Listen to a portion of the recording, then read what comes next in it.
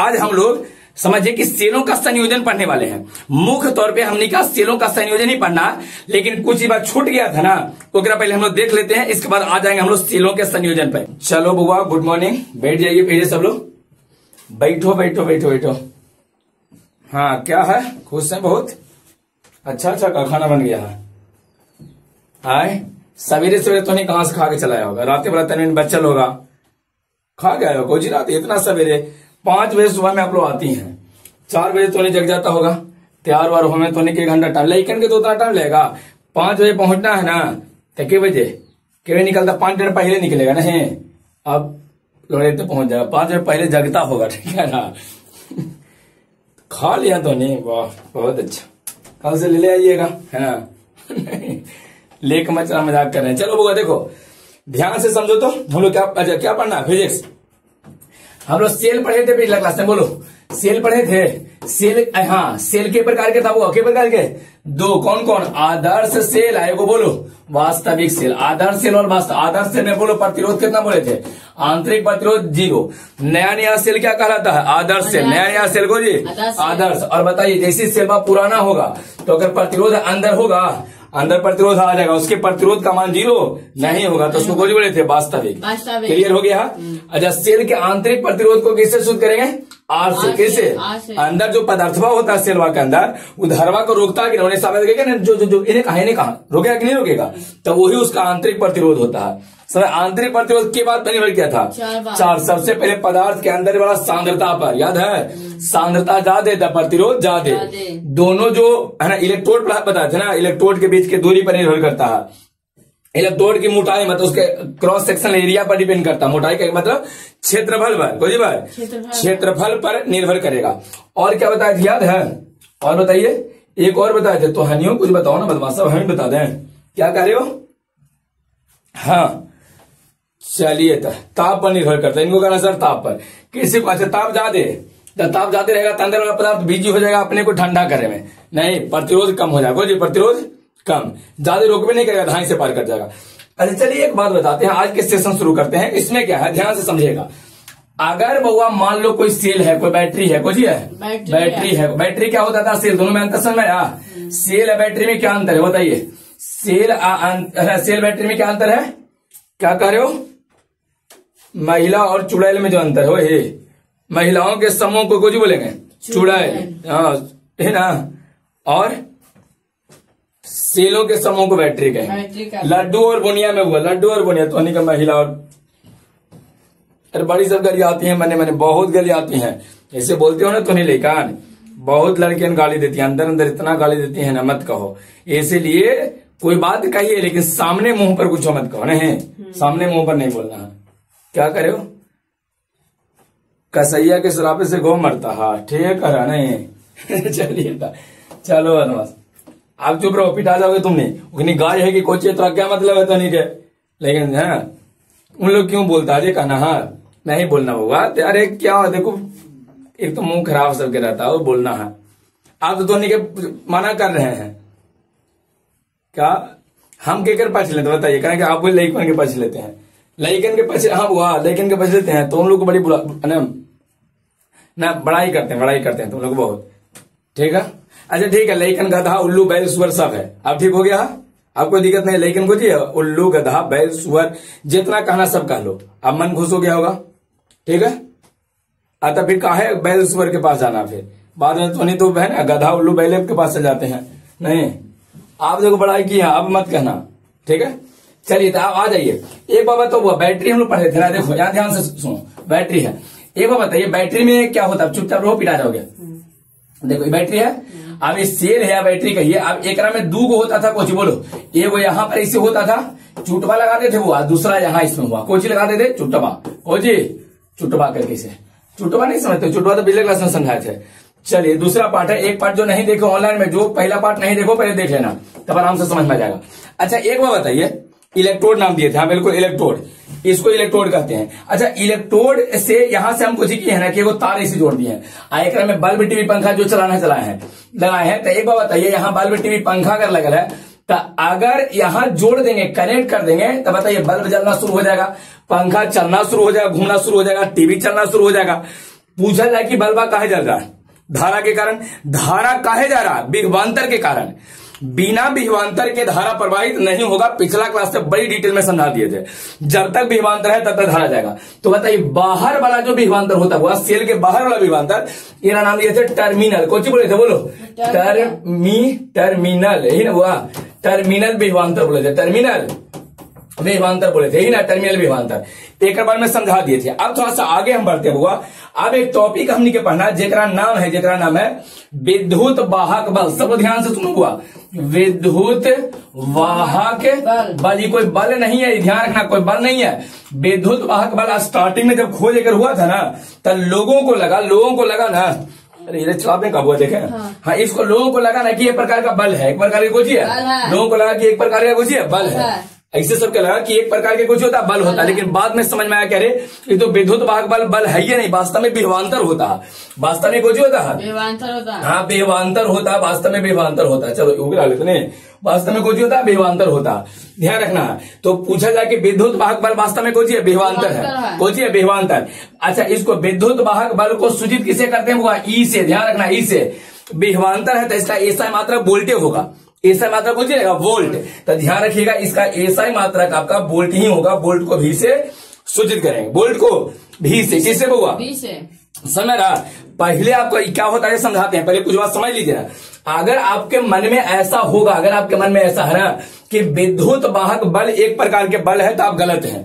विद्युत वाहक बल एक प्रकार के विभवांतर होता है, कुछ होता है, विभवांतर। लेकिन हाँ, इसको सूचित किसे करेंगे, ई से। और बोलो वही कुछ है ना, इसका ऐसा मात्रा कुछ होता है, वोल्ट होता है। जैसे एक हम उदाहरण देते हैं, मान लीजिए बैटरी खरीदने जाते हो बाजार में, तो कहते हैं ना कि हमारा 12 वोल्ट की बैटरी चाहिए। कितना वोल्ट का, बोलो, 12 वोल्ट के चाहिए, चाहे 24 वोल्ट के चाहिए, चाहे 18 वोल्ट के चाहिए, चाहे 8 वोल्ट के चाहिए, चाहे 48 से कहते हो ना 48 वोल्ट के चाहिए। तो ये जो होता है वो जितना वोल्ट के आप बैटरियां लाते हो ना, वही जो वोल्ट होता है उसी को हम विद्युत वाहक बल कहते हैं। समझ रहा, बाहरी भाषा ना बोलिए तो यही होता है। जितना वोल्ट के बैटरी तुम लेके आते हो ना, वही जो वोल्ट होता है वही को जो होता है विद्युत वाहक बल होता है, विद्युत वाहक बल होता है। कहे बात समझ में आ गया, क्लियर है। अच्छा, दूसरा चीज, जितना वोल्ट का बैटरी लेके आते हैं, मतलब जो विद्युत वाहक बल, जैसे मान लीजिए हम बाजार से कोई चीज, या मान लीजिए क्या हुआ कि ब्याह हुआ, तो लेकिन दिया करते थे, ब्याह हुआ, आज तुम मड़वा में रूस गया कि ना हमारा बैटरी चाहिए, कोई चाहिए बैटरी, कोई लगी रूस गया, बैटरी लगी। आप कहे कि तो आपको बैटरी क्यों चाहिए, तो कोई लेकिन कहेगा क्या, हम थोड़े बैटरी में सुखी रहेंगे, पंखा लगा देंगे, आपकी बेटी पंखा में हवा खाएगी, हमें तो ऑफिस में जाएंगे, नहीं, कई बात समझ आया। अब मान लो कि रूस क्या कोची लगे, बैटरी लगे, कोची लगी ना, बैटरी लगे, और आपको ससुराल से 24 वोल्ट की बैटरी मिल गया। लो, क्या वोल्ट के मिला, 24। ध्यान से सुना हुआ, इसको है थ्योरी है, थ्योरी हम सुना है, कितना वोल्ट के, 24 वोल्ट की बैटरी। तो यही जो 24 वोल्ट मिला है ना, एक हम लोग कहेंगे कि पूछ रहे कि बैटरी का विद्युत वाहक बल कितना है, 24 वोल्ट। कितना वोल्ट है, 24 वोल्ट। समझ में आया, आप घरे लाके लगा दिए हैं। एक बात ध्यान रखना, अगर तुम एक बार 24 वोल्ट के बैटरी लेके चला है ना, तो हमेशा के लिए 24 वोल्ट ही रहेगा। कभी बैटरी का विद्युत वाहक बल खत्म नहीं होता।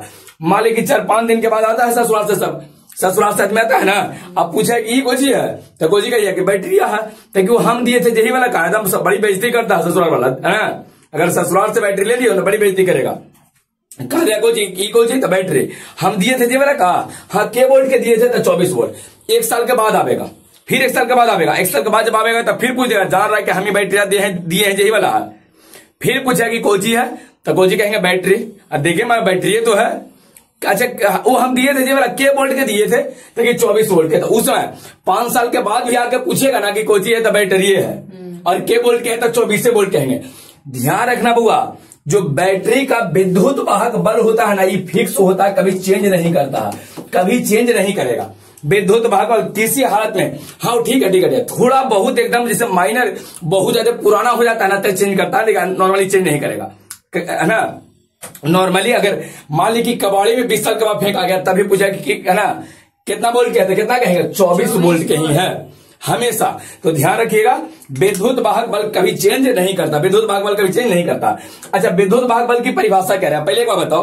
पूछा जाए कि विद्युत वाहक बल का प्रयोग कहाँ करते हैं, परिपथ में प्रयोग करते हैं कि बैटरी के लिए, बोलो किसके लिए, बैटरी के लिए, क्लियर है, किसके लिए, बैटरी के लिए। अच्छा एक बात और बताओ, विद्युत वाहक बल को सूचित किससे करेंगे, ई से। इसका एसआई मात्रा कोची होगा, बोल्ट विद्युत वाहक बल, ये बल होता है कि विभवांतर होता है? वास्तव में विभवांतर ही होता है, कुछ होता है विभवांतर ही होता है। और इसका मान अगर एक बार 24 वोल्ट के बैटरी आप लेके चला है ना, तो उसका विद्युत वाहक बल हमेशा के लिए फिक्स होगा, 24 वोल्ट रहेगा, कभी चेंज किसी हालत में। अगर 20 साल के बाद आपके ससुराल से आदमी आता, पूछे कि कौन सी बैटरी है, कबाड़ी में फेंकल रहेगा, क्या कह रहे हैं आप, तुम्हारा कबाड़ी में फेंका गया, मत पूछिए। लेकिन अब कितना वोल्ट क्या है, तो 24 वोल्ट बोलेंगे। कितना वोल्ट? 24 वोल्ट। अब एक बात समझाते, ध्यान से देखना, विद्युत वाहक बल होता क्या? एक बार बताओ, अगर कोई परिपथ है, ध्यान से समझना हुआ, अगर कोई परिपथ हम लिए हैं एने, जेकरा में बैटरी नहीं है, परिपथ है, एकरा में हम बल्ब लगा दिए हैं, टीवी लगा दिए हैं, पंखा लगा दिए हैं, एकरा में बैटरी नहीं है, करेंट एकरा में जा रहा है, जिससे सरकार करेंट भेज रही है ना, हमने घर आता है, ये बोला। अब पूछे आगे बताओ बुआ कि बोला बल्ब काहे जल रहा है, तो कोई कहेंगे, बोलो बोलिए, बल्ब काहे जल रहा? धारा के कारण। अरे किसके कारण? धारा। अब पूछे कि ठीक है, धारा काहे जा रहा, तो किसके कारण? विभवांतर के कारण। अरे बिना विभवांतर के धारा जाएगा? पिछले क्लास में बताए थे कि बिना विभवांतर के धारा कभी नहीं जाएगा। धारा को जाने के लिए विभवांतर का होना जरूरी है, समझ आया? धारा का है ना जाने के लिए कोई चीज विभवांतर आपको चाहिए। तो एक बार बताइए, ये बल्ब काहे जल रहा है बउआ, बोलो? धारा के कारण। और धारा काहे जा रहा था? विभवांतर के कारण। तो सीधे यहाँ पर विभवांतर ही बोलेंगे, विभवांतर बोलेंगे, कौन सी बोलेंगे?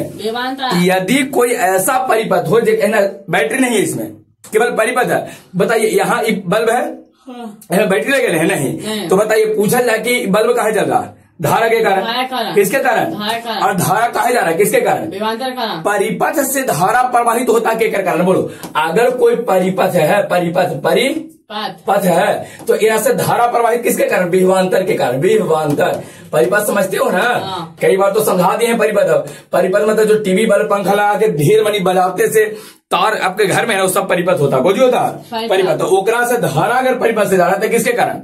बोलो किसके कारण? विभवांतर के कारण। किसके कारण? बोलो परिपथ से धारा प्रवाहित होता है, विभवांतर के कारण। लेकिन अगर सेल से धारा प्रवाहित होना हो, क्या से? सेल से। कैसे? यहां समझिए, ध्यान से देखो, यहां से यहां धारा, बताओ इन्हें बैटरी लगल है? अरे इन्हें बैटरी लगल है नहीं, तो इन्हें अगर बैटरी नहीं लगल है तो किसके कारण धारा गया होगा? बोलो किसके कारण? विभवांतर के कारण। अच्छा मान लीजिए कि यहाँ से धारा 10 एम्पियर निकला था, ध्यान से देखना, क्या एम्पियर? 10 एम्पियर। अब 10 एम्पियर इसे घूम के जाएगा, 10 एम्पियर घूम के जाएगा, 10 एम्पियर घूमेगा, अब घूमने के बाद यहाँ पर आएगा 10 एम्पियर। अब यही वाला 10 एम्पियर, ध्यान से सुनो, यही वाला 10 एम्पियर अब यहाँ से यहाँ तक पहुंचेगा, सेल के अंदर, सेल के अंदर इस वाला इलेक्ट्रोडवा से इस इलेक्ट्रोडवा तक पहुंचेगा, यही 10 एम्पियर। फिर और जब पहुंचेगा तब फिर से यहाँ से 10 एम्पियर इसे करेगा, घूम के जाएगा कि नहीं जाएगा? एक बात बताना, एक बात ध्यान से देखो बुआ, ध्यान से, सेल के बाहर यहां से यहां जो धारा गया है, किसके कारण? बोलो विभवांतर के कारण। किसके कारण? और एक बार सेल के अंदर यहां से यहां जो धारा आ रहा है ना, यहां से यहां जो ये धारा आ रहा है इनने, तो सेल के अंदर किसके कारण धारा जा रहा? वो भी विभवांतर के कारण। किसके कारण? बिना विभवांतर के धारा जाएगा? सेल के बाहर धारा किसके कारण? विभवांतर। बिना विभवांतर के धारा नहीं जाएगा। सेल के अंदर धारा किसके कारण? विभवांतर के कारण। लेकिन सेल के अंदर जो धारा जिस विभवांतर के कारण जाता है ना, उन्हें कहा गया कि विभवांतर नाम मत नहीं दो, वही विभवांतरवा का नाम दिया है विद्युत वाहक बल। समझा? विद्युत वाहक बल अलग चीज नहीं है, वो मुख्य तौर पे कौन सी है? विभवांतर है नहीं, केवल नाम चेंज कर दिया, केवल नाम। सेल के अंदर धारा प्रवाहित करने वाला जो क्या विभवांतर होता है, जिस विभवांतर के कारण सेल के अंदर धारा प्रवाहित हो रहा, उन्हें कुछ बोलेंगे विद्युत वाहक बल। तो बताइए विभवांतर विद्युत वाहक बल दोनों सेम ही क्या गए हैं? सेम है, क्या सेम ही है। विभवांतर नाम कब देंगे?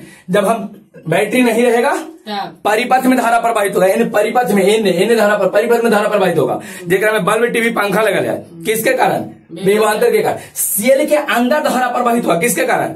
विद्युत वाहक। विभवांतर ही है, लेकिन नाम विभवांतर नहीं देंगे, विद्युत वाहक। समझ में आया? जैसे अब यहाँ पर एक डायग्राम बनाते हैं, अब आपको समझ में आ जाएगा कि दोनों में अंतर क्या होता है। देखो हम एगो बैटरी ले लिए, कुछ लिए हैं, एक टर्मिनल यहाँ पर है जेकरा में चुट्टा लगावेंगे, एक टर्मिनल यहाँ पर है जेकरा में चुट्टा लगावेंगे। अंदर यह स्थिति बने, वो अंदर कुछ है, बताइए अंदर में कुछ पदार्थ रहता है कि नहीं रहता? बैटरिया में अम्ल उम्ल डालते हो ना। चलिए अब क्या करते हैं कि यहाँ 30 टर्मिनल से एक तार इसे ले लिए, कुछ ले लिए हैं, ये तार है इन्हें बुआ, तार यहाँ लेके जोड़ दिए हैं। यहाँ में टीवी बल्ब पंखा लगा है, तो तार में कुछ लगा है, यहाँ कुछ लगा दिए है, एक यहाँ भी है टीवी बल्ब पंखा जो लगा है लगाइए। अब यहाँ से मान लो कि 20 एम्पियर करंट निकला है, क्या एम्पियर?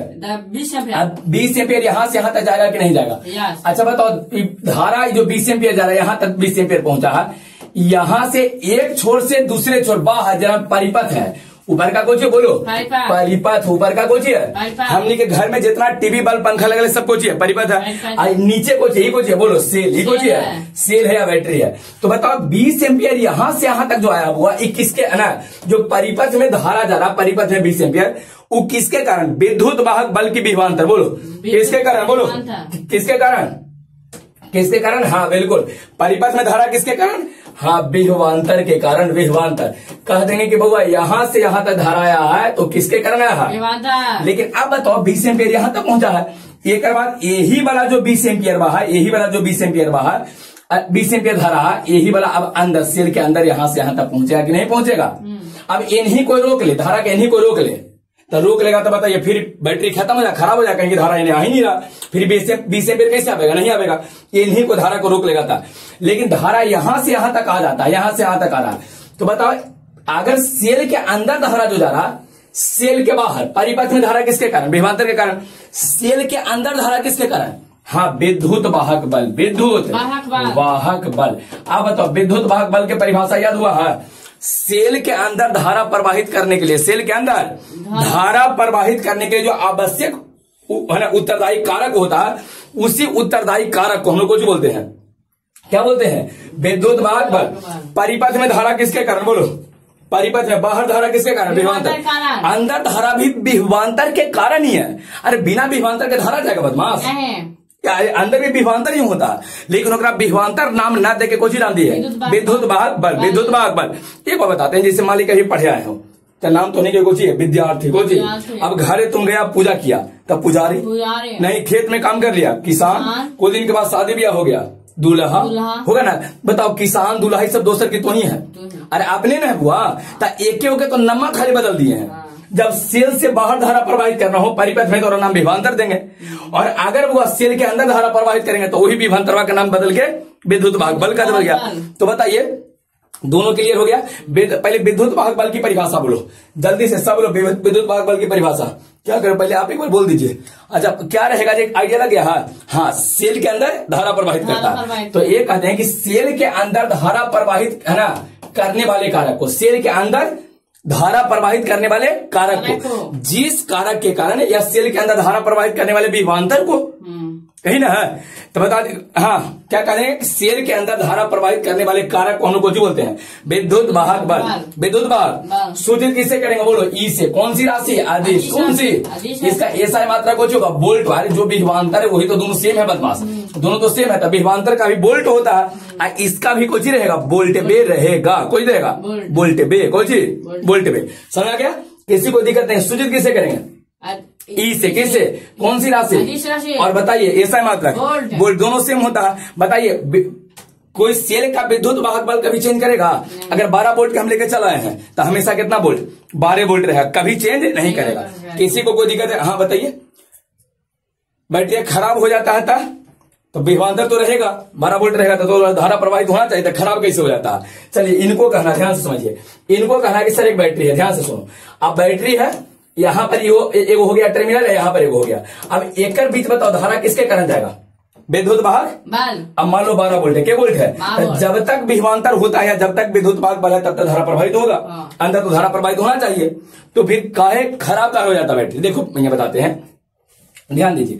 यहाँ मान लो बाहरी परिपथ है तब बाहर परिपथ में धारा किसके कारण बोलो विभवांतर के कारण। किसके कारण विभवांतर बाहर वाला तो विभवांतर हो गया। चलिए विभवांतर के कारण बाहर धारा जाएगा ठीक है। मान लो यहाँ से 10 एम्पियर करंट निकला है कितना और 10 एम्पियर यहाँ पहुंचा 10 एम्पियर यहाँ पहुंचा 10 एम्पियर यहाँ पर आ गया ठीक है। अब अंदर 10 एम्पियर यहाँ से यहाँ पहुंचेगा अरे यहाँ पहुंचेगा ना तो इन्हें धारा किसके कारण गया बोलो विभवांतर के कारण। और सेल के अंदर किसके कारण विद्युत वाहक बल के कारण। अच्छा एक बात बताइए अगर 12 वोल्ट है तो हमेशा तो 12 वोल्ट रहेगा हमेशा खराब होने पर 12 वोल्ट रहता है समझे खराब होने पर कितना बड़ी रेयर कंडीशन होता है चेंज का थोड़ा बहुत चेंज करता है। लेकिन अब ये बात समझिएगा जब हम नया बैटरी लाए थे तो अंदर पदार्थ है कि नहीं है धारा को रोका था। आंतरिक नया बैटरी का आंतरिक प्रतिरोध कितना था बोलो 0 आंतरिक प्रतिरोध। नया बैटरी लाए थे तो कोई आंतरिक प्रतिरोध नहीं था तो इस धारा को कोई रोका 10 एम्पियर को रोकेगा नहीं। लेकिन जैसे जैसे समय बीतेगा तो अगर हमें आंतरिक प्रतिरोध आ जाएगा। पिछले क्लास में आंतरिक प्रतिरोध पढ़ाए हैं तो जैसे जैसे समय बीतेगा 1 महीना 2 महीना 4 महीना 1 साल 2 साल 3 साल आंतरिक प्रतिरोध बढ़ते जाएगा, आंतरिक प्रतिरोध बढ़ेगा, प्रतिरोध बढ़ेगा, कहे का मतलब ना कि धारा को रोके वाला सिचुएशन बढ़ेगा। धारा 10 एम्पियर आ रहा है, कोई दिक्कत नहीं है, लेकिन अब अंदर जो पदार्थ है, सेल के अंदर पदार्थ है, कि धारा का विरोध करेगा, रोकेगा। समय जैसे जैसे बढ़ेगा तो आंतरिक प्रतिरोध का मान बढ़ेगा। एक ऐसा समय आता है ना कि आंतरिक प्रतिरोध बढ़ते बढ़ते बढ़ते बढ़ते पहले तन में नहीं बढ़ेगा तो 10 एम्पियर से 9 एम्पियर देगा, थोड़ा सा और बढ़ेगा, थोड़ा सा और बढ़ेगा, तो यहां से 10 एम्पियर आ रहा था और इन्हें है ना विरोध करेगा, विरोध करके 8 एम्पियर देगा। एक ऐसा समय आता है ना कि अंदर का पदार्थ पूरी धारा सब 10 एम्पियर को रोक लेता है, कहता है कि बेटा भी इन्हें आ ही नहीं देंगे, थोड़ा लो रास्ता ब्लॉक, इन्हें कहता है रास्ता एकदम ब्लॉक, ला रास्ता को जी कर दिया, अब थोड़ा जब पहुंच ही नहीं देंगे, और जब पहुंचवे नहीं करेगा तो कहेंगे ला बुआ बैटरी हो गया कोची खराब। तो बताइए अगर वोल्टेज 12 वोल्ट का 12 वोल्ट ना रह गया, अंदर का प्रतिरोध कुछ होता है, आंतरिक प्रतिरोध बढ़ जाता है। जैसे पिछले क्लास से बताया कि आंतरिक प्रतिरोध कुछ होता है, बढ़ता है। जैसे जैसे समय बीतेगा आंतरिक प्रतिरोध बढ़ेगा, धारा को रोकेगा और रोकेगा और रोकेगा, रोकते रोकते 4-5 साल के बाद ऐसा होगा ना कि पूरी तरह से धारा को नहीं रोक लेगा, आ ही नहीं देगा, तब कहते हैं क्या बैटरी में धारा आ ही नहीं रहा, इन्हें तो जा रहा है लेकिन इन्हें आ ही नहीं। अब इन्हें से यहाँ आवेगा तना फिर इन्हें भेजेगा, कहानी खत्म हो गया, बैटरी खत्म। अब समझ में हाँ हाँ पता ये पूछा जाए कि जो बैटरी मर जाता मतलब डेड हो गया, डेड खराब, तो खराब वाला में प्रतिरोध बड़ी ज्यादा हो जाता, प्रतिरोध बहुत ज्यादा हो गया, लेकिन 12 वोल्ट रह जाता, थोड़ा बहुत चेंज कर सकता है ना, वो चेंज नहीं करता, लेकिन विद्युत वाहक चेंज नहीं करता। अब एक क्वेश्चन है हुआ कि विभवांतर, ध्यान देना, विभवांतर कौन, विभवांतर जिसको सूचित किससे किए थे, भी से, और दूसरा विद्युत वाहक बल के बीच अंतर, विद्युत वाहक बल के बीच अंतर चाहिए, विद्युत वाहक बल को किससे, ई से। दोनों सेम था कि अलग अलग है, बोलो सेम था, खाली नाम चेंज है। बैटरी से परिपथ में धारा, बोलो परिपथ में धारा किसके कारण, विभवांतर नाम दिए थे, और सेल के अंदर धारा बोलो विद्युत वाहक बल, तो कहते हैं कि इसके कारण परिपथ से धारा प्रवाहित होता नहीं, और इसके कारण कहां से, बोलो सेल से धारा प्रवाहित होता है, धारा प्रवाहित होता है। समझ में बताओ, किसी को दिक्कत है, इसके कारण किससे, परिपथ से, इसके कारण किससे, बताइए घर में जो बल्ब लगा हुआ है, बल्ब किससे चलता है, विभवांतर के कारण कि विद्युत वाहक बल, बोलो विभवांतर। अब बैटरिया जो अंदर, जो आपके घर में बैटरी लगा है, बैटरिया के अंदर धारा किसके कारण है, विद्युत वाहक बल। टीवी किसके कारण चलाते हैं आप लोग, बोलिए टीवी से धारा कहा जाता है विभवांतर के कारण, किसके कारण, मोटर से धारा विभवांतर के कारण, लेकिन सेल के अंदर, बैटरी के अंदर विद्युत वाहक बल। तो कहते हैं कि इसके कारण परिपथ से धारा प्रवाहित होता है, और विद्युत वाहक बल में इसके कारण किससे, बोलो सेल से धारा प्रवाहित होता है। अच्छा एक बात और देखिए, एक मान नियत होगा, बोलो विभवांतर के मान नियत होता है, कोई बता सकते हो, विभवांतर का मान नियत नहीं होता, बिल्कुल काहे नहीं होता। देखिए घर में देखो सुने होगी, कभी वोल्टेज ज्यादा हो गया, कभी वोल्टेज कम हो गया, वही वोल्टेज बाद ज्यादा कम होता, वही तो विभवांतर है बदमाश। के बार आपको बताए हैं कि वोल्टेज ज्यादा कम होता है, है विभवांतर है, तो ना कहते हैं कि वोल्टेज आज ज्यादा है आज कम है, मतलब विभवांतर घट बढ़ सकता है, कभी नहीं आते। लेकिन ये अगर 12 वोल्ट एक बार लिया है तो हमेशा कितना वोल्ट, हमेशा 12 वोल्ट रहेगा, तो मतलब इसका मान नियत नहीं हो, है ना, इसका मान नियत होता है, नियत होता है, समझ में। बताइए विद्युत वाहक बल का मान क्या होता है, नियत होता है, लेकिन विभवांतर का मान नियत नहीं होता, यहाँ तक में दिक्कत नहीं है। अब थोड़ा सा आगे बढ़ जाइए, इसको सूचित किससे करेंगे, जल्दी से बोलो, इसको सूचित किससे करेंगे, भी से, अरे विभवांतर को भी से, और विद्युत वाहक बल को सूचित किससे करेंगे, ई से।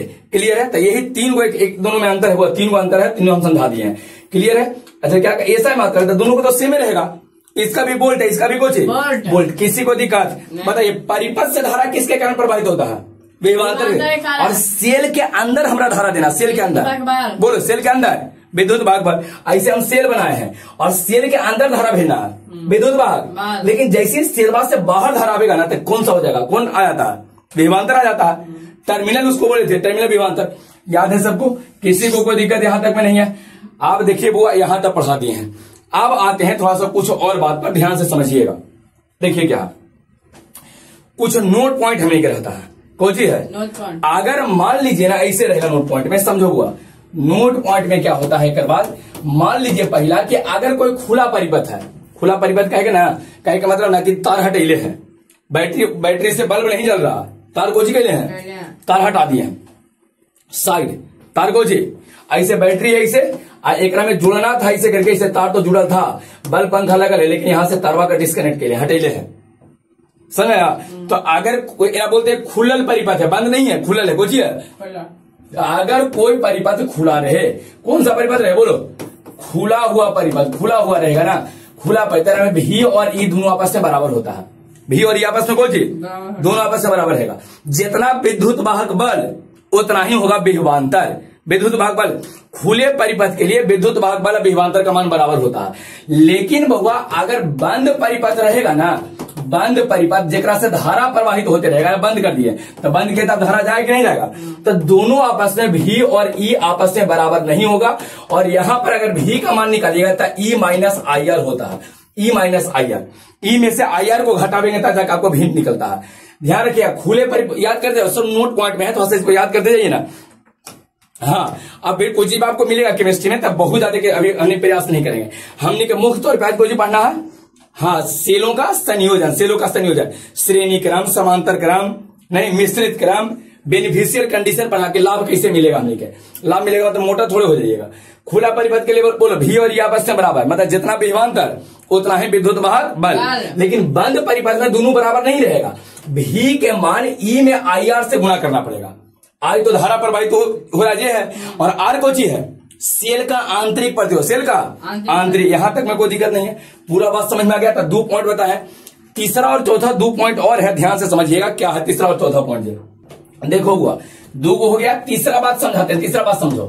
जैसे मान लीजिए कोई परिपथ है जेकरा में बल्ब, टीवी, पंखा कुछ ऐसे लगल है, ठीक है, यही तो प्रतिरोध बोले थे कि बल्ब, टीवी, पंखा को हम लोग को जो बोलते हैं प्रतिरोध बोलते हैं, समझ रहा। तो बल्ब, टीवी, पंखा जा रहा, एकरा से जो धारा प्रवाहित होना उसको अगर निकालना है कि कितना धारा जा रहा है, तो सीधे हम लोग ओम के नियम लगाएंगे। कुछ लगाएंगे बोलो, ओम के नियम।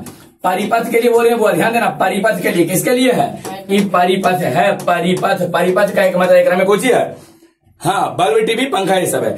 ओकरा में अगर हमको धारा, कितना धारा जा रहा जे निकालना है ना, कितना धारा जा रहा जे निकालना है, तो सिंपल तौर पे हम लोग कुछ करेंगे बोलो, हाँ, ओम के नियम। ओम के नियम क्या जानते हो बताइए, ओम के नियम जानते हैं, भी बराबर क्या जानते हो, आई आर, भी बराबर, इसमें आई का अगर मान निकालेंगे तो आर नीचे चल जाएगा तो भी बटे आर हो जाएगा। क्या मतलब कुछ बताइए, आई बराबर कितना, जल्दी से बोलो, आई बराबर कितना, भी, आई बराबर भी बटे आर, भी को चाहिए बोलो, कुल विभवांतर, भी विभवांतर है, तब कुल को चाहिए कुल विभवांतर, और कुल विभवांतर आप बटा नीचे बोलो कुल प्रतिरोध, कुल प्रतिरोध, यही होता हुआ प्रतिरोध, आर फोर प्रतिरोध। बोलिए, पूछा जाए कि अगर कोई परिपथ से हमको धारा निकालना है तो धारा कैसे निकालेंगे, ओम के नियम भी बराबर आई आर, हमको आई चाहिए तो भी बटे आर हो जाएगा।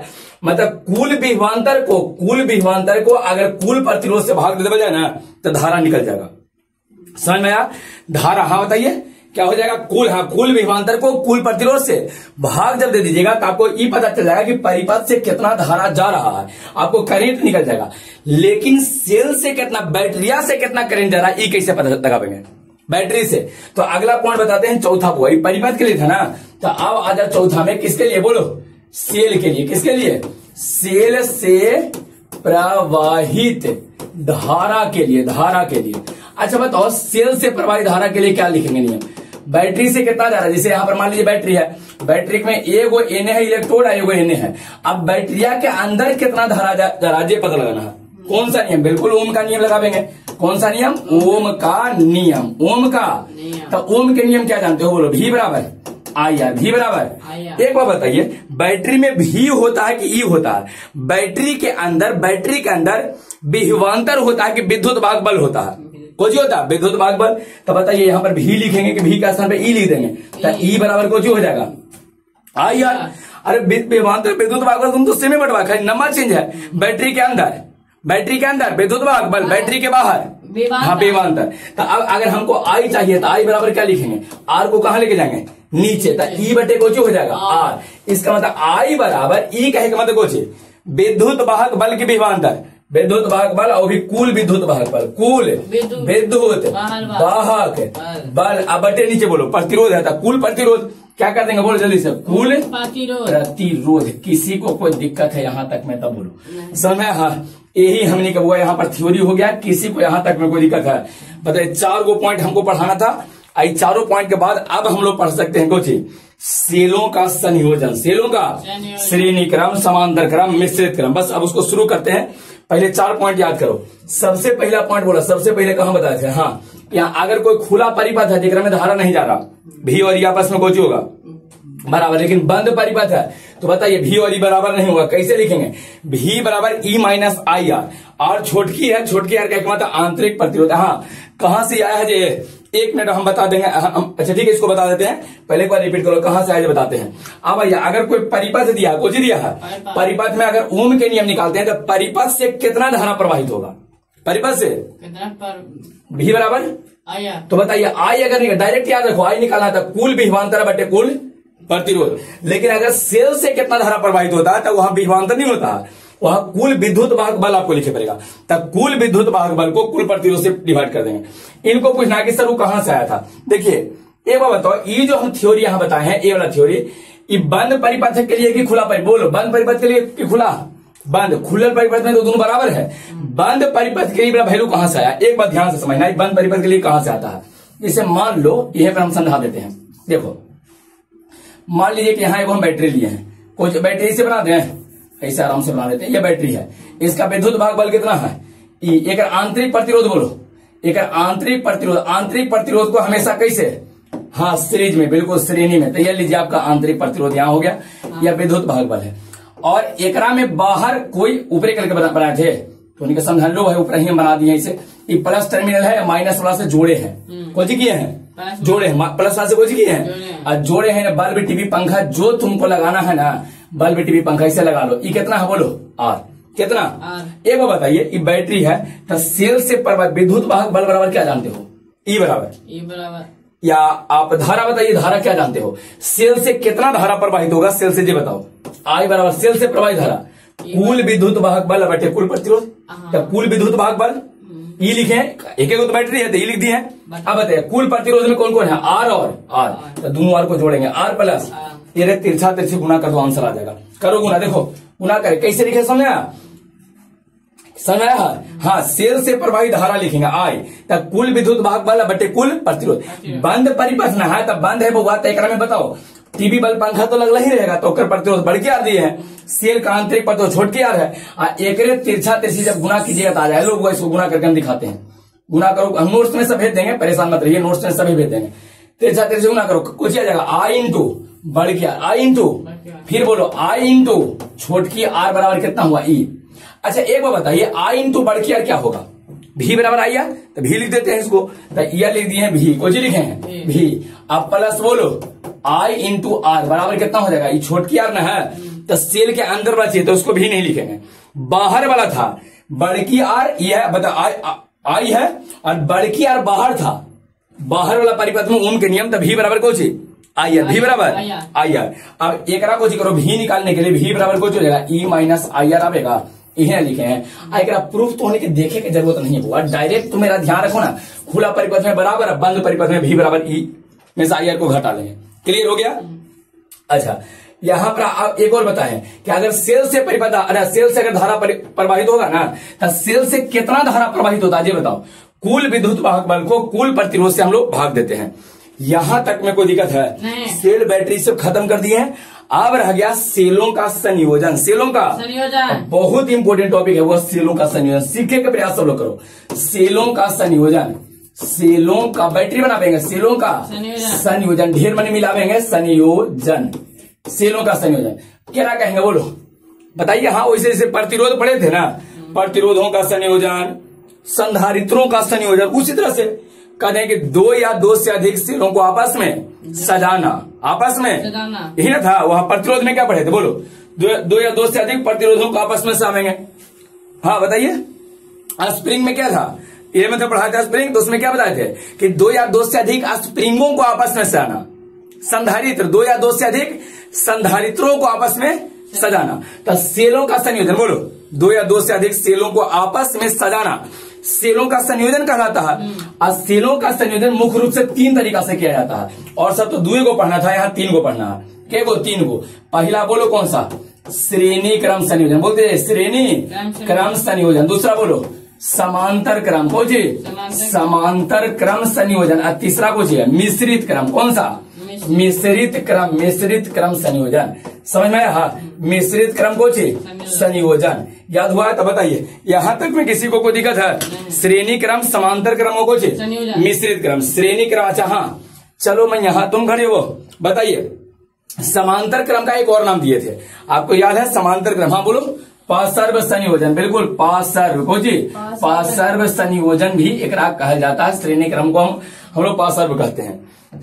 संयोजन समझ में आया? कुछ कुछ दो या दो से अधिक सेल है, आपस में सबको जोड़ देंगे, आपस में से लेंगे। बैटरी ढेर मनी घर में है ना, सबको आपस में जोड़ देंगे। देखो बड़ा बड़ा कंपनी में जाता है तो देखता है ढेर मनी सीरीज करके बैटरी रखा रहता है, नहीं तो दो या दो से अधिक सेलों को कम से कम के वो चाहिए दो, चाहे दो से अधिक, दो या दो से अधिक सेलों को आपस में सजाना सेलों का संयोजन कहलाता है। सेलों को तीन प्रकार से संयोजित करते हैं, श्रेणी क्रम संयोजन, समांतर क्रम संयोजन और मिश्रित क्रम संयोजन।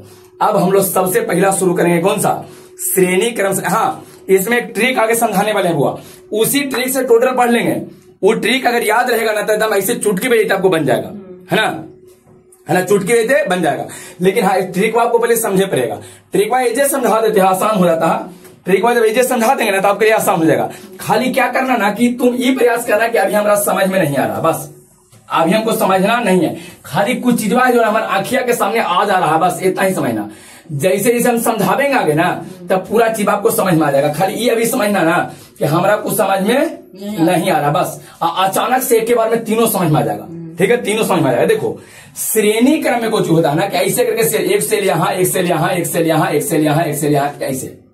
ठीक है, ऐसे करके क्लियर है? तो एक में इस तरह से जोड़िएगा ना सेल को, ऐसे जोड़िएगा के गो सेल रहता है। श्रेणी क्रम में एन गो सेल रहेगा। श्रेणी में क्या गो बोलते हैं ना, श्रेणी में एन गो, श्रेणी में क्या गो एन गो। समांतर में एक सेल यहाँ ऐसे करके है, एक सेल यहाँ है, एक सेल यहाँ ऐसे ऐसे करके नीचे रुके, नीचे रुक रहेगा तो कहेगा समांतर। एकरा में समांतर में एम गो सेल लेवल जाता है, के गो फॉर्मूला के लिए बताने हुआ।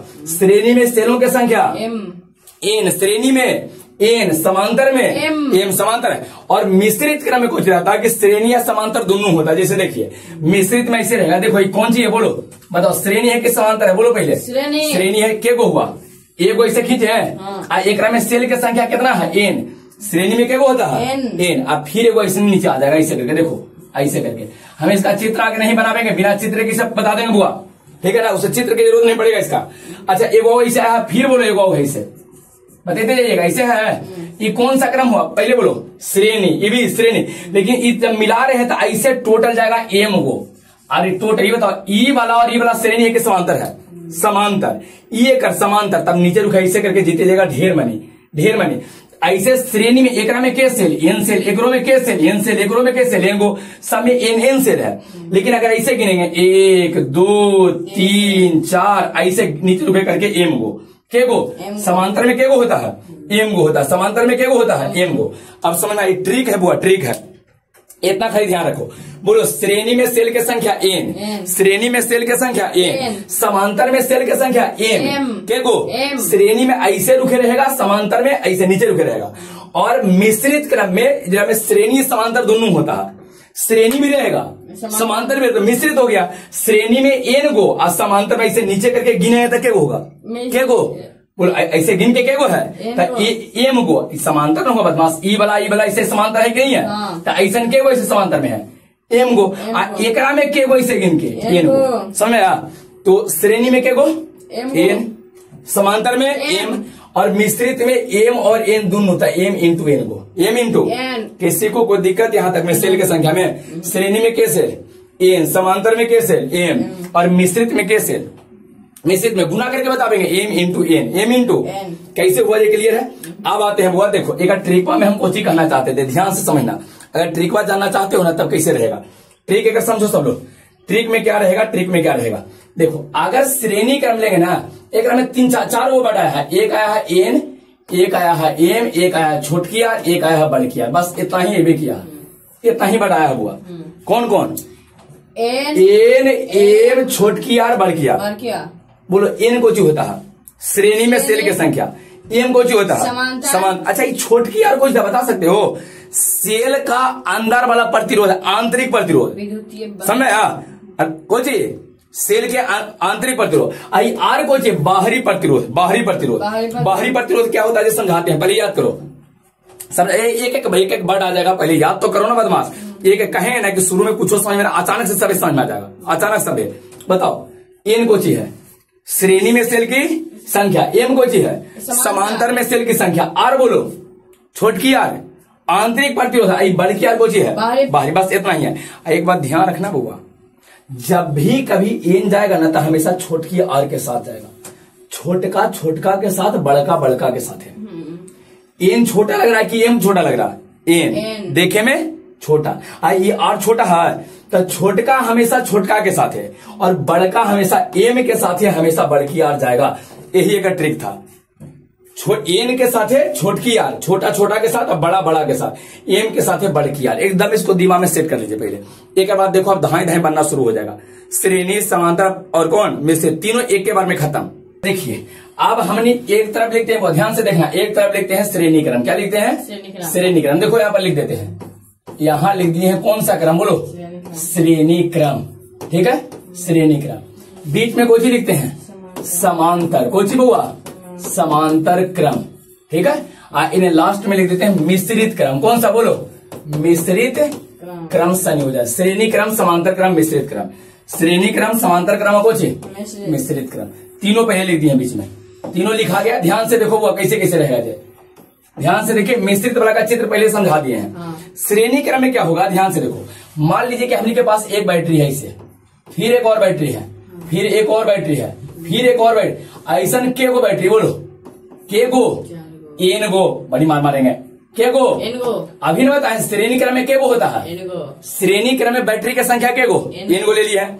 अब एक बार बताइए, प्रत्येक बैटरी का ईएमएफ ई है, विद्युत वाहक बल। सभी में विद्युत वाहक बल रहेगा ना, कहेंगे ना कि सबका विद्युत वाहक बल रहेगा 12 वोल्ट 12 वोल्ट 12, सबका बराबर हमने के पढ़ना। अलग ये नहीं कि 12-24 नहीं लेना, सबको बराबर पढ़ना।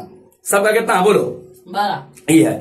और सभी में अंदर पर आंतरिक प्रतिरोध होगा तो सब के अंदर आंतरिक प्रतिरोध आर मान लेते हैं। कितना मान लेते हैं? अब एक बात बताइए, इतना मनी तुम पर बैटरी का हलाया है, ये नुको बैटरी क्यों? तो घर में एक बैटरी, ये नुको बैटरी, उतना में बैटरी का है। अरे कुछ चलाने के लिए लाया हुआ ना, बल्ब टीवी पंखा जो तुरा चलाना है ना, और नीचे से यहाँ जोड़ देते हैं। जिसको तुमको बल्ब चलाना है, पंखा चलाना है, टीवी चलाना है, जो चलाना है एक रात से नीचे यहाँ पर चलाओ अपना, लोग वो यहाँ पर जोड़ दिए हैं। यही बल्ब है, टीवी है, पंखा, इसी को कह रहे थे कि बाहरी प्रतिरोध बढ़ के आ रहेगा। यही आपका बाहरी प्रतिरोध हो गया है। बोलो सेल का आंतरिक प्रतिरोध कितना है? 8। सेल की संख्या एन, और बताओ विद्युत वाहक बल ई, और आर को चीज है बाहरी प्रतिरोध, मतलब बाहरी प्रतिरोध मतलब टीवी, बल्ब, पंखा। ये कौन सा क्रम हुआ? श्रेणी। कौन सा? अब आते हैं समांतर क्रम में। ध्यान से सुनना हुआ, समांतर क्रम लिख रहे हैं।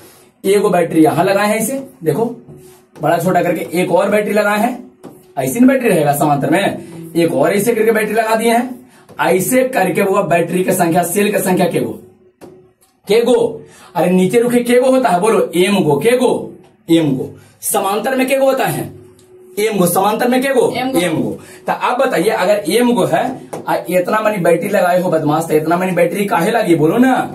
कोई ना कोई बल्ब टीवी पंखा चलाइएगा। तो ये लीजिए, बाहरी प्रतिरोध कितना लिखे हैं? आर लिखे हैं। कोई लिखे हैं? आर। बाहरी प्रतिरोध कोई लिखा है? आर लिखा है। लो इसको जोड़ दिए हैं, अपना बल्ब टीवी पंखा चलाओ। ये कौन सा क्रम हो गया? समांतर। कौन सा? समांतर। अब आते हैं मिश्रित क्रम में। तो मिश्रित क्रम में बोलो ऐसे करके के गो रहेगा? एन गो। के गो? एक बैटरी यहाँ, एक बैटरी यहाँ, एक बैटरी यहाँ, एक ऐसे एगो, फिर एक बैटरी यहाँ, ऐसे करके ऐसे रहेगा ना। तो नीचे रुके बोलो, इस सभे में के गो सेल है? एन गो है। और नीचे रुके गिन के गो है? एम गो। 1 2 3 ऐसे नीचे रुके गिन के एम गो है। क्लियर है? चित्र क्रम में नहीं बनाना है। अब आइए, हमने के चाहिए धारा, हमने के चाहिए होता है कुछ धारा, सेल से प्रवाहित धारा। बताइए श्रेणी क्रम में जो हम ये लगाए हैं नीचे उपकरण, उकरा से कितना धारा देगा? हमने के धारा चाहिए, कोई चाहिए धारा।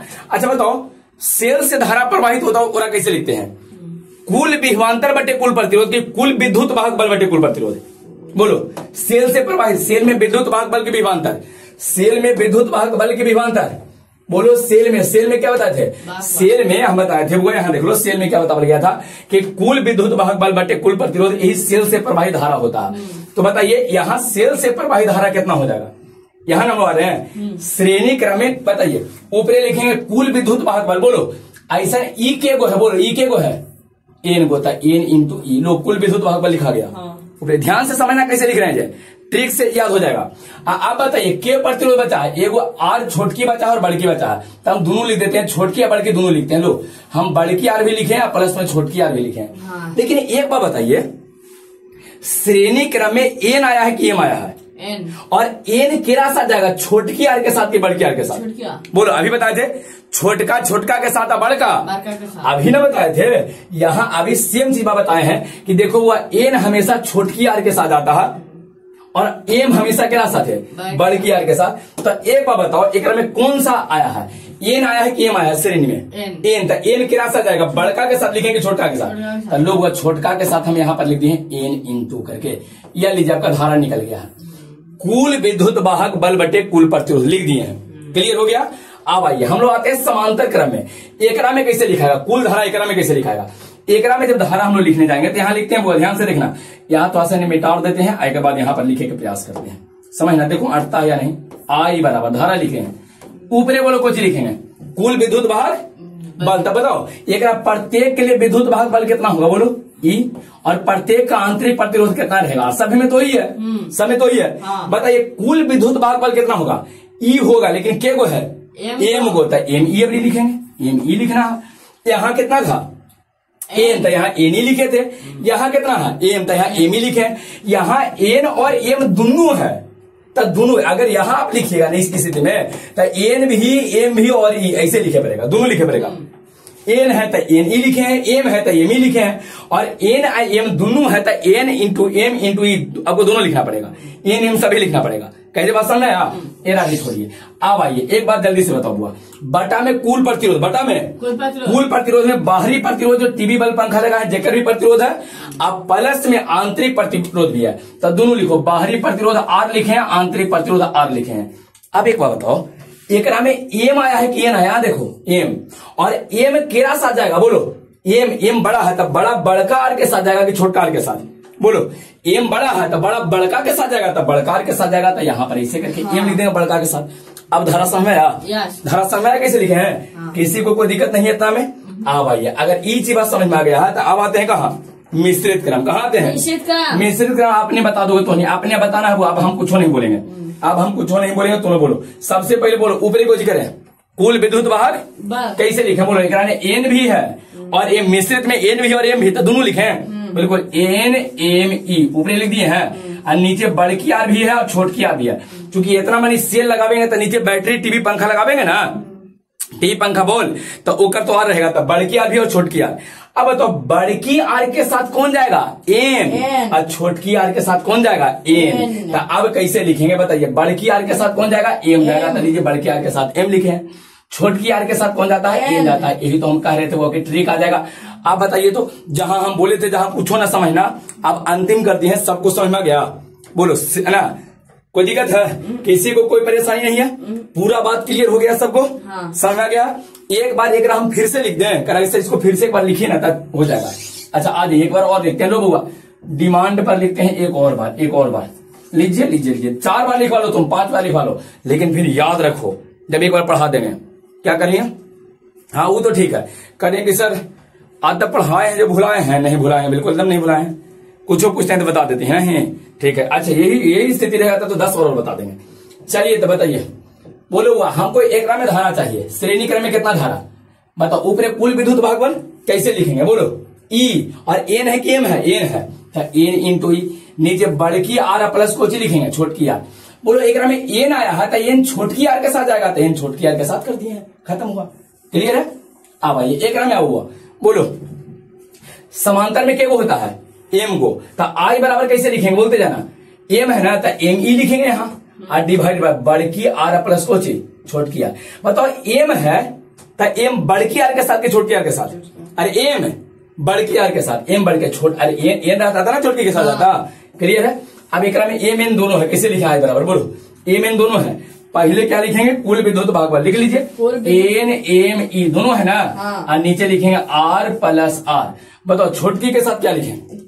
छोटकी के साथ क्या लिखें? छोटकी के साथ एन, और बड़की के साथ एम, एम ना। यहाँ तक में कोई दिक्कत है? कंप्लीट हो गया। थोड़ा सा एक वर्ड रह गया, बेनिफिशियल कंडीशन, लाभप्रद स्थिति।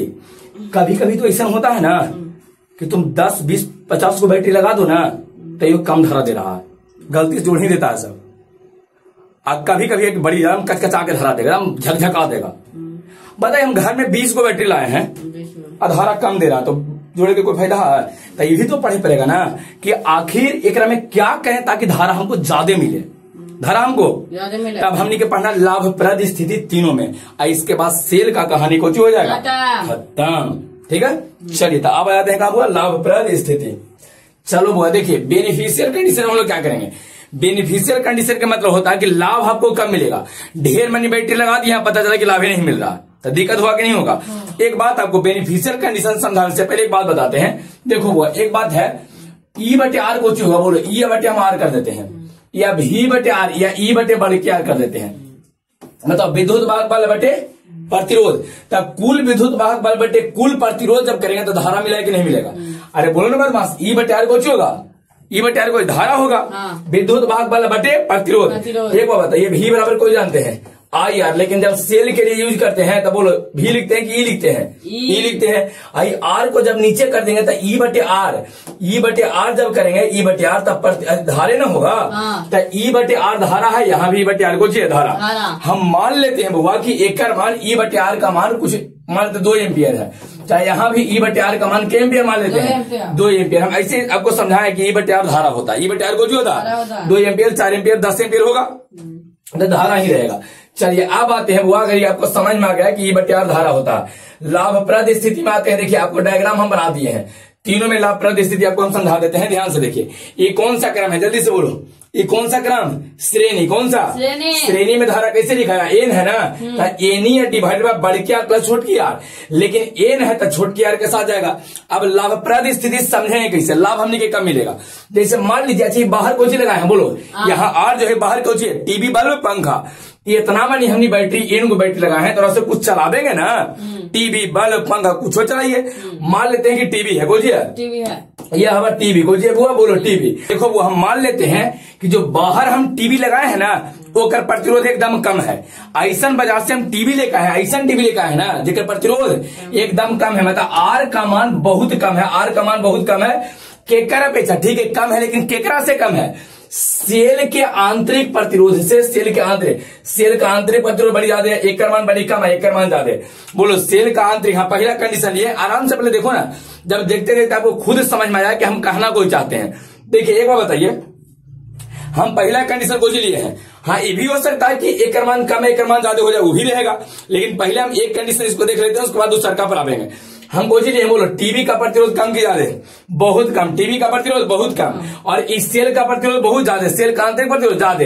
एक मान लेते हैं वो 1 ओम है, के ओम है ना प्रतिरोध, एक मान बहुत ज्यादा 20,000 है, कितना 20,000 ओम है।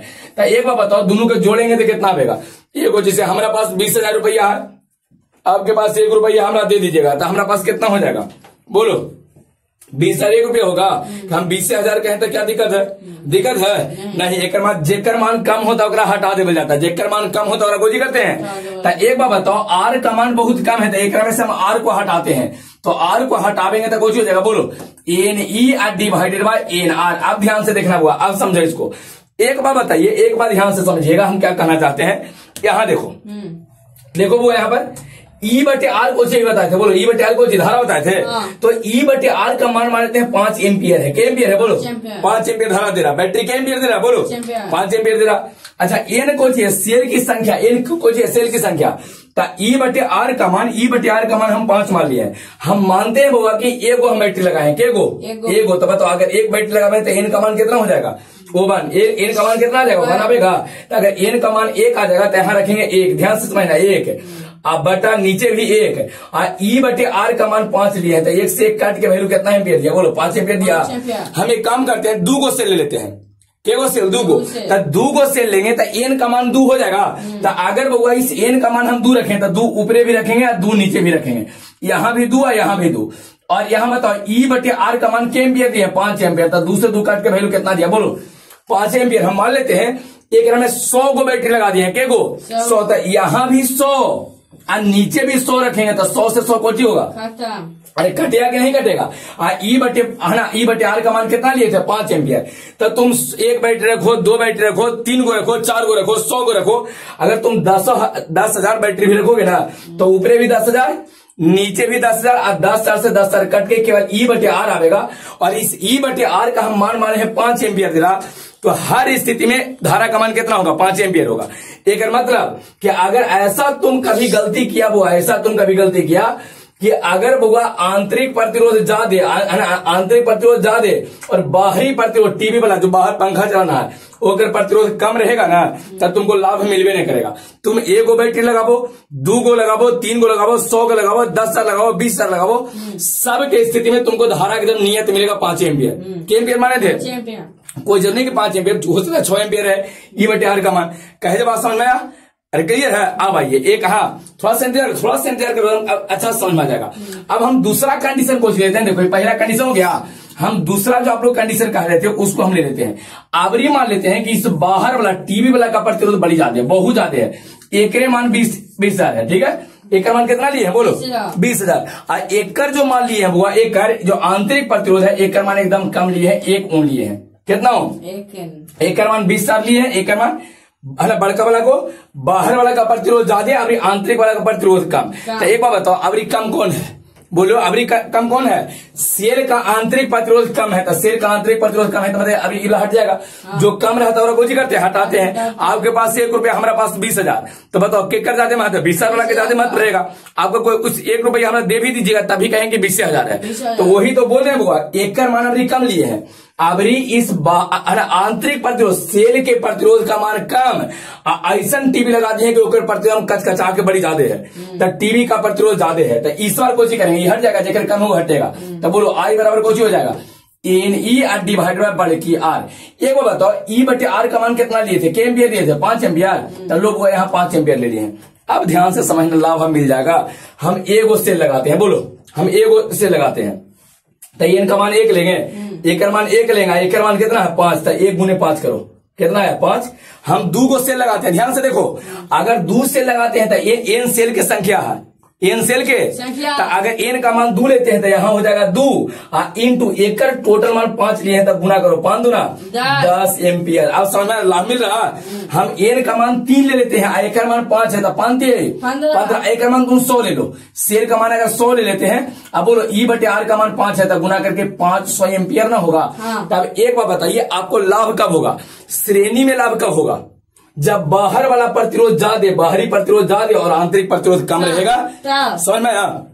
यही ध्यान रखना। तो एक बार आप फिर से हम शॉर्ट में समझा देते हैं, वो शॉर्ट में समझा देते हैं, हम कोची किए हैं। जेकर मान कम हो हटेगा, जेकर मान कम हो हट जाएगा। तो एक बार बताओ, यहाँ फॉर्मूला में कोची आया था? फॉर्मूला में यहाँ कोई एनआर था। हम क्या कर, अगर वो देखो, अगर हम एकर मान ज्यादा ले रहे, आर का मान ज्यादा देता है, एक जब हटा देंगे ना तो एन से एन कटते जाएगा, लाभ मिलवे नहीं करेगा। अगर हम इसका मान, अगर हम इसका मान ज्यादा लेते हैं एकर, तो ई वाला हटेगा, आई जब हटेगा तो देखो यहाँ पर हमने का लाभ मिलेगा। तो बताइए लाभप्रद स्थिति में कोची होगा? बोलो लाभप्रद स्थिति में लाभ कैसे मिलेगा? आर का मान ज्यादा, इस आर का मान लाभप्रद स्थिति में कहते हैं कि एकर मान बहुत ज्यादा होना चाहिए एनआर से, तब जाके हमने का लाभ मिलेगा। लाभप्रद स्थिति में ही बनेगा। और यहाँ पर ई वाला हट जाएगा और आई का लाभप्रद स्थिति में आई बराबर कितना होगा? बोलो N E R divided by R आ जाएगा। क्लियर है? एक बैटरी रखेंगे तो करंट कुछ मिलेगा, 2 को रखेंगे तो 5 गुना 10 हो जाएगा, 3 को रखेंगे तो 5 दिया 15। लाभप्रद स्थिति समझ में आ गया? किसी को कोई दिक्कत है? क्लियर हुआ? अगर तुम हुआ एकर मान अगर कम ले लिया, एकर मान ज्यादा कर दिया ना एन आर का, तो आ जाएगा N E R divided by N R. बताओ एकर मान हम 5 लिए थे, 5 एम्पियर, एन बटे अगर 1 से लेते हैं तो 1 से ऊपर कट जाएगा, 2 लेते हैं तो 2 से 2 कटेगा, हमेशा 5 मिलेगा। 3 लोगे तो 3 से 3 कट के 5 आ जाएगा, 4 लेंगे तो 4 से 4 कट के कितना आएगा? तो कभी लाभ मिलेगा? नहीं तो लाभ नहीं मिलेगा। क्लियर हो गया सबको? बताओ श्रेणी क्रम में लाभ प्राप्त कब होगा? हाँ कब? ये एन वाला वैल्यू 0 हो जाएगा, हट जाएगा, तब एकर मान कम रहेगा और एकर मान ज्यादा रहेगा। बल्कि आर का मान ज्यादा, बाहर वाला प्रतिरोध ज्यादा होना। बाहर ऐसा उपकरण लगाइए ना कि जेकर प्रतिरोध कचकचा के ज्यादा हो, समझा? उसके बाद आपको लाभ मिलना शुरू हो जाएगा। कौन सा स्थिति पढ़ा दिए? श्रेणी। अब कहा थे समांतर। समांतर में बोलो क्या फॉर्मूला रहेगा? आई बराबर एम एकरा में है, कुछ एकरा में बोलो, ये ऐसा के गो सेल है, एम गो के गो, तो एकरा में आ जाएगा M E divide by M बड़की आर के साथ जाएगा। और बताओ एकरा में लाभप्रद कैसे आएगा? अगर हम बउआ एकरा जीरो कर दिए, एकरा हटा दिए मान लो, तो एकरा हटा देंगे, तब एकरा जैसे हटावेंगे ना, तो बोलो बुआ यहाँ कितना था प्लस आर था ना, एकरा में हटा दिए, तो बोलो ई बटे आर का मान 5 मानते हैं, आई एम सेम कुछ हो जाएगा, लाभ मिलेगा नहीं तुम एक वो सेल रखोगे तो कट जाएगा, 2 सेल 3 सेल, अगर एकरे हम हटा देते हैं, एकरा हटा देते हैं, देखो हम एकरा साइड कर दिए, एकरा हटा दिए, आप बोलो बुआ ई बटे आर का मान कितना है 5, कितना 5, तब बोलो अगर ए और एम का मान सेल की संख्या, एम सेल है यहाँ पर, एक से रखेंगे तो 5, 2 को रखो 5 दूना 10, 3 को रखो 15, 4 को रखेंगे, समझ में आ रहा है कहें जे? हाँ। तो लाभ कम मिलेगा, केरा हटावे, केरा इसको हटावेंगे तब तो लाभ मिलेगा, के मान ज्यादा हटावेंगे मतलब एक मान कम है, एक मान ज्यादा, मतलब लाभ के लिए आर का मान, इस बार आर का मान बहुत ज्यादा होना चाहिए एम आर से, समझ में आया? एक मान ज्यादा है मतलब इसका मान कम है तो ये हट जाएगा, ई वाला केवल रह जाएगा, और लाभप्रद स्थिति में आई का मान हो जाएगा एम ई, कुछ होगा बोलो, और डिवाइडेड एक मान ज्यादा है तो जेकर ज्यादा वही रखेगा, जेकर कम है तो हट जाता है, तो यह लीजिए लाभप्रद स्थिति में आपका करेंट हो गया, कोई दिक्कत? लाभप्रद स्थिति कैसे आया समझना है? कोई दिक्कत? अगर तुम एम वाला के रख लिया हुआ था, एम वाला तो ऊपर आ जाएगा एम ई डिवाइडेड बाय नीचे आ जाएगा एम आर, बोलो एक मान हम 5 लिए थे, कितना एम्पियर? ये 1 लेंगे तो 1 से कट जाएगा, एम का मान 2 लेंगे तो 2 से 2 कटेगा, 3 लेंगे तो 3 से 3, लाभ मिलवे नहीं करेगा। लेकिन अगर तुम वो ऐसे लिखते हो एम ई, कुछ लिखते हो बोलो एम ई, और नीचे हम छोट की आर लिख लेते हैं, एकरा हटा देते हैं और एकरा रखते हैं, तो एक का मान कितना मान है? 5 मान है, एक रखो 5, 2 रखेंगे 5 दूना 10, 3 रखेंगे 15, लाभ मिलेगा ना? तो एकरा रखना है, एक का मान ज्यादा और इसका मान कम होगा, मतलब अब आंतरिक प्रतिरोध ज्यादा और बाहरी प्रतिरोध कम होना चाहिए, समझ में आ गया? अच्छा अब यहाँ पर एक दिक्कत होता है, देखो मिश्रित क्रम में कैसे कैसे समझ रहा, देखो मिश्रित क्रम में कैसे बताइए, ऐसे श्रेणी में क्या गो है एन गो, और ऐसे कि नहीं आता 1 2 3 ऐसे करके क्या गो है एम गो, यही मिश्रित क्रम है, समझा? अब एक बात बताइए एकरा में कोशिश करें, अगर तुम गलती से बुआ एकरा हटा दिया है ना, बड़की आर को हटा दिया तो यहाँ से एन से एन कट जाएगा, दिक्कत हो जाएगा, और कहीं छोटकी वाला को हटाया तो एम से एम कट जाएगा, दिक्कत हो जाएगा।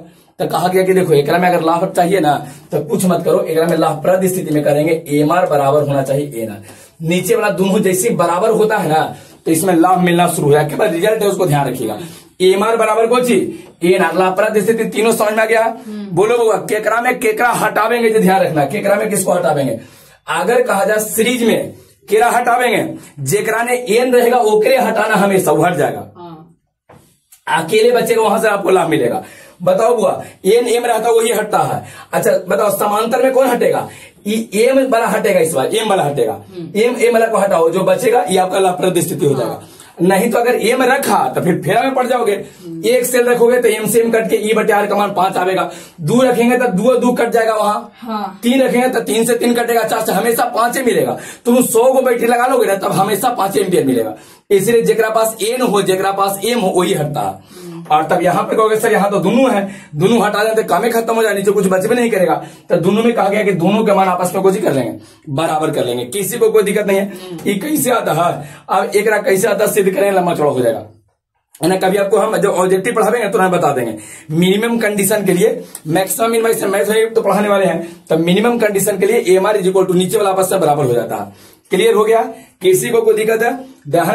अगर आपको करंट चाहिए अधिक तो हाँ ये दोनों आपस में कोई चाहिए बराबर चाहिए, अभी ध्यान रखो भैया, ध्यान रखिए, कोई दिक्कत है? एम आर बराबर को एन आर, एम आर बराबर को क्लियर है? समझा दें लग रहा है कि समझा दें इसका। अच्छा लाभप्रद स्थिति मतलब धारा ज्यादा की कम, धारा ज्यादा समझा देते हैं, लो ना भाई समझ लो, अगर लगता है कि सर समझा दीजिए। अगर लाभप्रद स्थिति चाहिए क्या मतलब धारा का मान ज्यादा चाहिए, तो एक बात समझिए, हटाते हैं हुआ एजे पर ही समझाते हैं, ठीक है?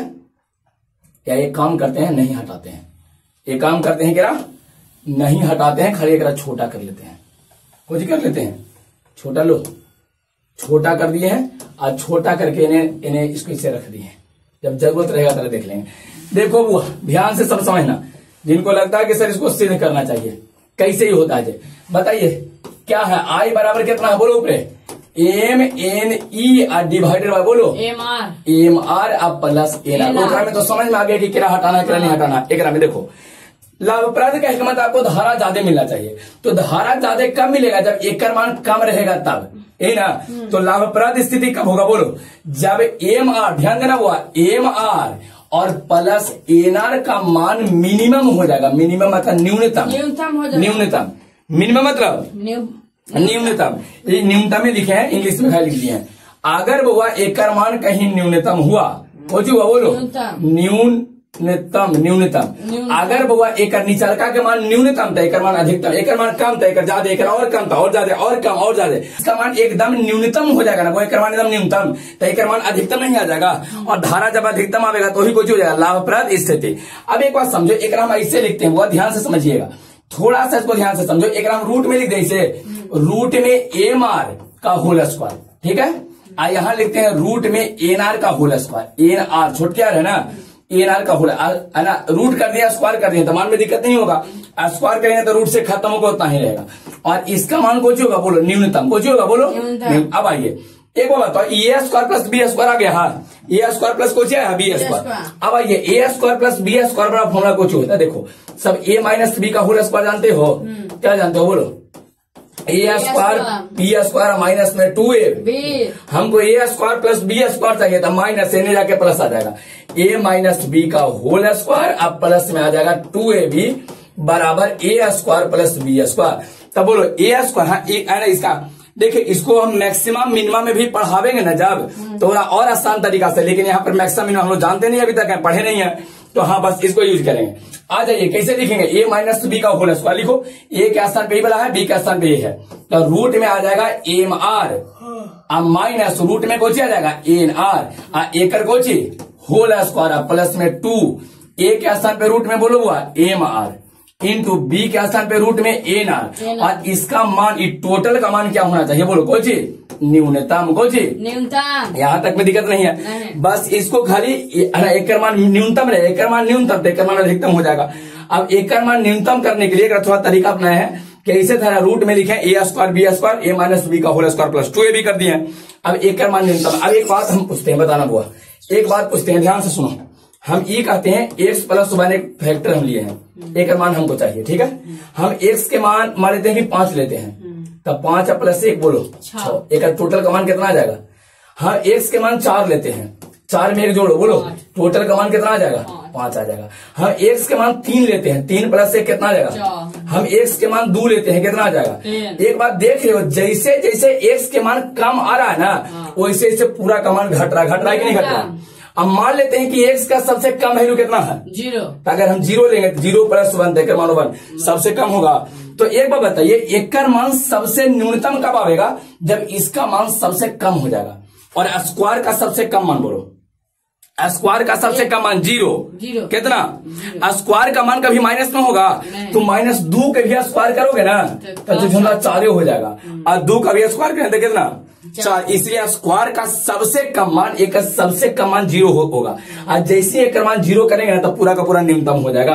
तो एक मान आप 0 कर लीजिए, जैसे ही एक मान 0 करेंगे तो पूरा न्यूनतम हो जाएगा। मतलब बोलो रूट में एम आर माइनस रूट में एन आर, एक होल स्क्वायर का मान कितना होना चाहिए, 0 कितना।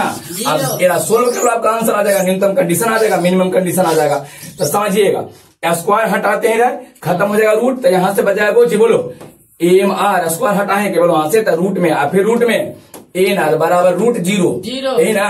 और रूट 0 का मान कितना होता है, 0 होगा, तो कितना आ गया बोलो, रूट में एम आर माइनस रूट में बोलो एन आर बराबर कितना आ गया, 0। एक रहने लेके जाओ तो कितना आ जाएगा बोलो, रूट में एम आर बराबर रूट में कितना एन आर, रूट से रूट कोची हुआ, तो एम आर बराबर कोची आ जाएगा एन आर। किसी को कोई दिक्कत है, ये लीजिए, आपका यही बेनिफिशियल कंडीशन होता है, यही ना बताए थे। तो इतना करने की जरूरत नहीं है, केवल तोहने के कोची करना है। बताओ मिश्रित क्रम कहेगा था एम आर बराबर एन आर, समझा। केकरा में क्या करेंगे, जो कोई दिक्कत नहीं है, पूरा कहना कंप्लीट हो गया। तो सेल एकदम टोटल A to Z एकदम पढ़ा दिए हैं, वो सेलों का संयोजन पढ़ा दिए, धारा कैसे लिखना, रिपीट करना है केवल ढंग से, उसको एक एक वर्ड आपको याद रह जाएगा। सही है, लाभप्रद स्थिति को एक बार रिपीट करवा दें एकदम, तो उन्हीं तो रिपीटेशन पे, इसीलिए तो उन्हीं याद रह जाता है ना कि सर रिपीट करवा दीजिए, एक बार रिपीट करवा दीजिए, यही कारण है।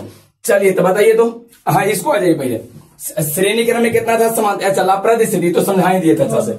लाभप्रद स्थिति पहले बोलो, श्रेणी वाला में कौन सा फॉर्मूला था बोलो, श्रेणी में क्या था, आई बराबर बोलो N E divided by R plus N R ही ना। हाँ। अगर तुम एकरा जीरो किया तो एन से एन कट जाएगा, लाभ मिलेगा नहीं मिलेगा, इसे तुम एकरा हटा दो, लाभ प्रदर्शित आ गया।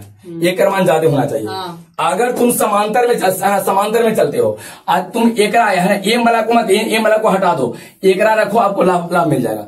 और मिश्रित क्रम में एम आर बराबर कुछ होना चाहिए एन आर। किसी को कोई दिक्कत नहीं है, पूरा कंप्लीट। घर पे एकदम मेहनत करो, टॉपिक बहुत अच्छा से पढ़िए। 2 वीडियो में आपको इसको पढ़ा दिए हैं, अब फिर और डिटेल में तो हमने के मिलवे करेगा। हाँ क्या करें, हाँ और है ना तो करेगी सर, और है कहाँ, केमिस्ट्री में मिलेगा, फिर अब सीधे केमिस्ट्री में मिलता है। ठीक है, किसी को कोई दिक्कत नहीं है, रहने देते हैं इसको बुआ।